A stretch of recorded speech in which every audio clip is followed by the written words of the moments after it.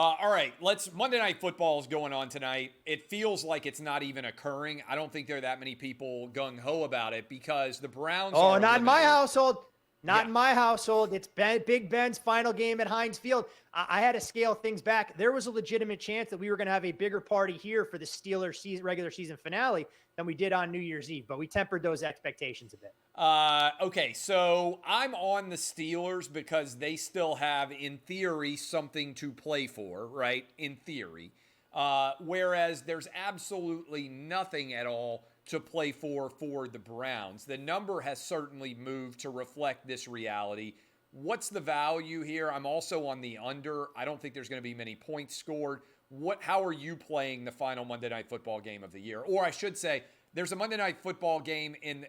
Is there a Monday wild card game? There is now, right? No. Yeah, there is. There is. So we'll get Monday night. We'll get the college football national championship next Monday, and the week after, we'll get the final game of wild card weekend.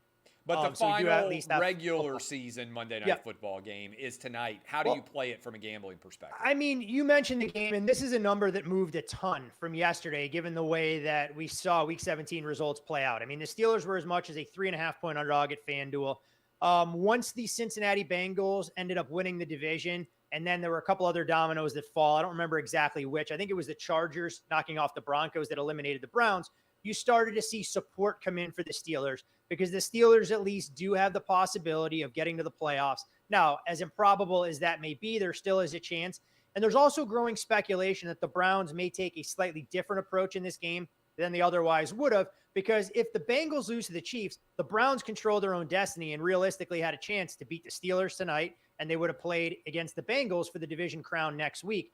So now you're looking at the Browns. Do you play Myles Garrett, who's been dealing with a groin injury? Do you allow Baker Mayfield to go out there, play full board, dealing with, a laundry list of injuries? And if you're the Browns, do you say, you know what? Why do we need to run Nick Chubb 25 times against one of the league's worst defenses against the run? Let's say we have him Baker Mayfield. Let him sit in the pocket and make it a pass-first offense to chuck it all over the yard and kind of use it as an audition tape of sorts to figure out what we're going to do with him when he goes into the fifth year of that rookie deal. So with the number moving 5.5, 6 points, I don't see any value there. But I actually lean over the total. I know it's been bet up a little bit from 41 into that 43 range, but I think Pittsburgh will be much more dynamic offensively here than what we've seen. I mean, it's hard to ignore that this is a team that's gone 5 straight games without scoring a touchdown in the first half. Maybe you get a better price live.